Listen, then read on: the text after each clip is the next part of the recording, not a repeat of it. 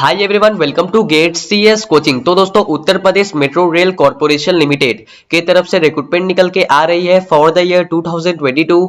आगे बढ़ने से पहले मैं आप लोगों को बता दूं कि अगर आपने बीटेक या फिर डिप्लोमा किया हुआ है सिविल इंजीनियरिंग में या फिर electrical engineering, electrical and electronics, electrical and telecommunication engineering में अगर आपने बीटेक या फिर डिप्लोमा किया हुआ है तब आप इसके लिए अप्लाई कर सकते हो और इसमें फ्रेशर्स भी एलिजिबल है। तो दोस्तों, अब मैं बात करता हूं इसकी इंपॉर्टेंट डेट्स के बारे में। तो दोस्तों, इसका जो ऑनलाइन रजिस्ट्रेशन है वो 1 नवंबर 2022 से शुरू हो जाएगा और जो इसका लास्ट डेट रहने वाला है ऑनलाइन रजिस्ट्रेशन का वो है 30 नवंबर 2022। तो जितना जल्दी हो सकेगा आप इसके लिए अप्लाई कर दीजिएगा, ठीक है। और दोस्तों, इसका जो सीबीटी एग्जाम होने वाला है वो नेक्स्ट ईयर यानी कि 2023 में इसका एग्जामिनेशन होने वाला है। 2 जनवरी से लेकर के 3 जनवरी 2023 तक आपको यहाँ पर ऑनलाइन इसका एग्जामिनेशन होने वाला है, ठीक है। तो आप यहाँ से इसकी इंपॉर्टेंट डेट्स चेकआउट कर सकते हो। तो दोस्तों, अब मैं बात करता हूं पोस्ट वाइज वैकेंसीज के बारे में। तो पहला जो पोस्ट है वो है असिस्टेंट मैनेजर सिविल, ठीक है। इसमें आपको सैलरी 50,000 से लेकर के 1,60,000 तक मिलने वाली है और इस पोस्ट के लिए इन्होंने यहाँ पर 16 वैकेंसीज निकाली है जो कि यहाँ पर कैटेगरी वाइज बांटी दी गई है। तो आप यहाँ से चेकआउट कर सकते हो, ठीक है।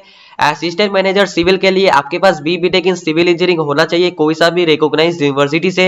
अगर आप जनरल या फिर ईडब्ल्यूएस ओबीसी कैंडिडेट्स हो तो आपके बीटेक में 60% मार्क्स होने चाहिए, या फिर अगर आप एससी एसटी कैंडिडेट हो तो 50% मार्क्स होने से भी चल जाएगा, ठीक है। एज आप यहाँ पर देख सकते हो, आपकी जो मैक्सिमम एज 21 से लेकर के 28 ईयर्स तक होनी चाहिए, तभी आप इसके लिए अप्लाई कर पाओगे, ठीक है। दूसरी जो पोस्ट है वो है असिस्टेंट मैनेजर इलेक्ट्रिकल। इसमें भी सेम ही सैलरी है, लेकिन इसमें 8 वैकेंसीज इन्होंने यहाँ पर निकाली, तो आप यहाँ से चेकआउट कर सकते हो। इसके लिए आपके पास बीटेक इन इलेक्ट्रिकल या फिर इलेक्ट्रिकल इलेक्ट्रॉनिक्स होनी चाहिए, ठीक है। तो आप यहाँ से देख सकते हो, एज भी इसमें सेम ही है, 21 से लेकर 28 ईयर्स, ठीक है। तीसरी जो पोस्ट है वो है असिस्टेंट मैनेजर एसएनटी। इसमें भी सैलरी सेम ही है, लेकिन इसमें इन्होंने यहाँ पर 5 वैकेंसीज निकाली है जो कि यहाँ पर कैटेगरी वाइज बांटी दी गई, तो आप यहाँ से चेकआउट कर सकते हो। इसके लिए आपके पास बीटेक इन इलेक्ट्रॉनिक्स या फिर इलेक्ट्रॉनिक्स एंड कम्युनिकेशन होना चाहिए कोई सा भी रिकॉग्नाइज्ड यूनिवर्सिटी से, ठीक है। इसमें भी एज सेम ही है, 21 से लेकर के 28 ईयर्स तक आपकी यहाँ पर एज होनी चाहिए, ठीक है। और ये सब जो पोस्ट है ये सब अकाउंट्स वाले के पोस्ट है, तो आप यहाँ पर देख सकते हो, जिसमें कि सीए वाले लोग अप्लाई कर सकते हैं, ठीक है।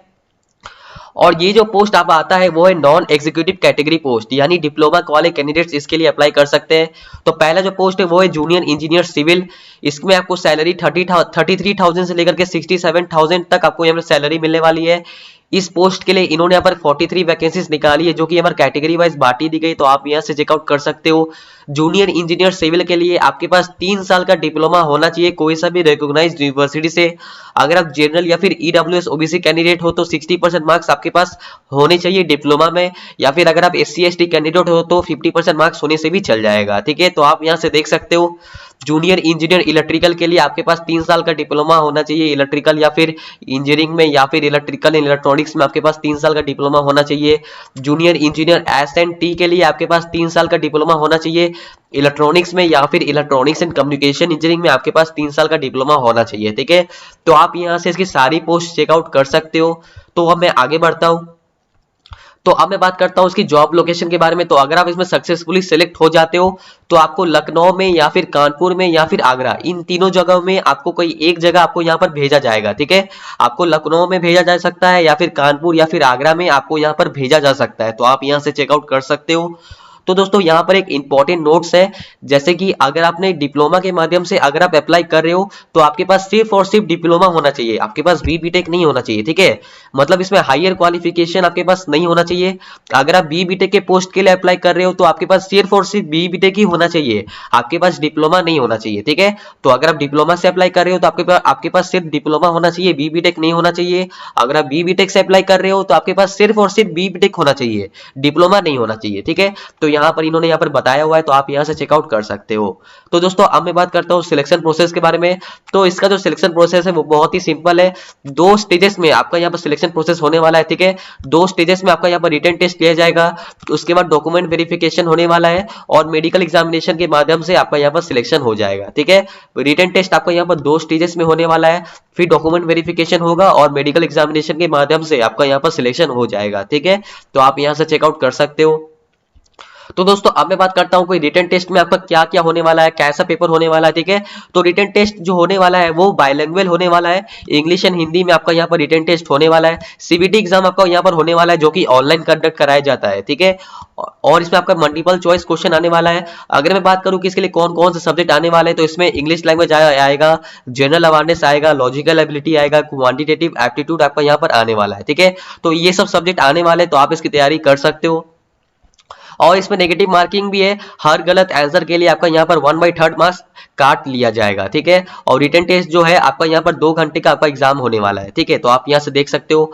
तो दोस्तों अगर मैं बात करूं इसकी एग्जामिनेशन सेंटर्स के बारे में, तो यूपी में जितनी भी सिटीज है जैसे कि लखनऊ, आगरा, वाराणसी, गोरखपुर, मेरठ, तो ये सब जगहों में आपका यहाँ पर एग्जामिनेशन होने वाला है। तो आप यहाँ से इसकी एग्जामिनेशन सेंटर चेकआउट कर सकते हो। और इसमें security cost and security bond यानी cost of training and security bond आपका यहाँ पर होने वाला है। तो आप यहाँ से इसकी ट्रेनिंग कॉस्ट चेकआउट कर सकते हो और आप यहाँ से इसकी बॉन्ड भी चेकआउट कर सकते हो, ठीक है। तो अगर आप इसमें सेलेक्ट हो जाते हो तो सबसे पहले आपको यहाँ पर 2 साल के लिए ट्रेनिंग पीरियड में रखा जाएगा। अगर आप 2 साल का ट्रेनिंग पीरियड सक्सेसफुली कंप्लीट कर लेते हो तो आपको यहाँ पर परमानेंट जॉब मिल जाएगी, ठीक है।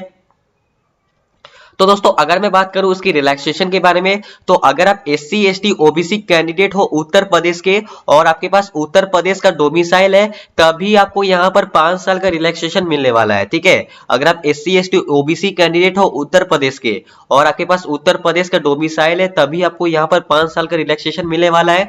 और जो कैंडिडेट्स और जो अदर कैंडिडेट्स है और जो अदर स्टेट से अप्लाई करेंगे उनको यहाँ पर जनरल कैटेगरी में ही रखा जाएगा, ठीक है। जो अदर स्टेट से अप्लाई करेंगे तो उनको यहाँ पर जनरल कैटेगरी में ही रखा जाएगा।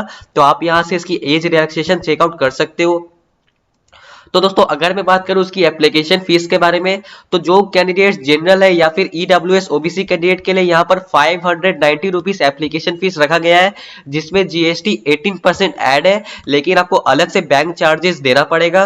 तो जो SC ST कैंडिडेट है तो उनको यहाँ पर 236 रुपीज एप्लीकेशन फीस देना पड़ेगा, जिसमें GST 18% ऐड है, लेकिन आपको अलग से बैंक चार्जेस देना पड़ेगा, ठीक है। तो आप यहाँ से इसकी एप्लीकेशन फीस चेकआउट कर सकते हो। तो कैसे अप्लाई करना है, तो जैसे ही इसका ऑनलाइन रजिस्ट्रेशन शुरू हो जाता है तो मैं इसका अप्लाई लिंक आपको डिस्क्रिप्शन बॉक्स में प्रोवाइड कर दूंगा, तो आप वहां पर जाकर चेकआउट कर सकते हो। बाय द वे आपको इनके ऑफिशियल वेबसाइट पे जाकर ही अप्लाई करना है, ठीक है। इनके ऑफिशियल वेबसाइट पर जाकर ही इनके ऑफिशियल अप्लाई लिंक के माध्यम से ही अप्लाई करना है। तो जैसे ही इसका ऑनलाइन रजिस्ट्रेशन शुरू हो जाता है तो मैं आपको उसका लिंक आपको डिस्क्रिप्शन बॉक्स में प्रोवाइड कर दूंगा, तो आप वहां पर जाकर चेकआउट कर सकते हो, ठीक है। तो दोस्तों अगर आप इस PDF को अच्छे से पढ़ना चाहते हो तो मैं इस PDF का लिंक आपको डिस्क्रिप्शन बॉक्स में प्रोवाइड कर दे रहा हूं, तो आप वहां पर जाकर इस PDF को अच्छे से पढ़ सकते हो, ठीक है। तो दोस्तों आज हमारी वीडियो यही तक थी। अगर हमारा वीडियो आपको अच्छा लगता है तो प्लीज हमारे इस वीडियो को एक लाइक कर दीजिएगा। अगर आप हमारे YouTube चैनल पर नए हो, लास्ट तक वीडियो देख रहे हैं, तो प्लीज हमारे YouTube चैनल को भी सब्सक्राइब कीजिएगा। तब तक के लिए बाय दोस्तों।